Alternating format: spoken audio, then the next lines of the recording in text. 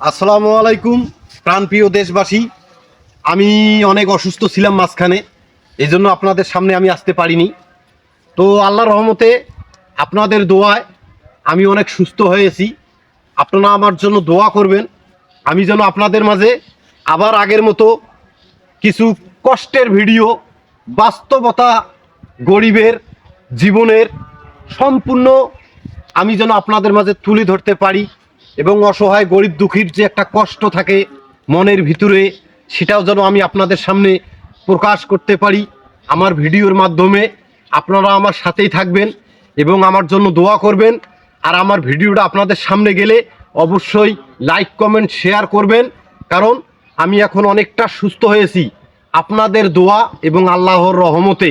তাই ভিডিওটা সকলে শেয়ার করে দেবেন, সবাইকে দেখার সুযোগ করে দেবেন। আমি আবার আপনাদের মাঝে কন্টিনিউ নিত্য নতুন কিছু ভিডিও নিয়ে আসব, আপনারা আমার সাথেই থাকবেন।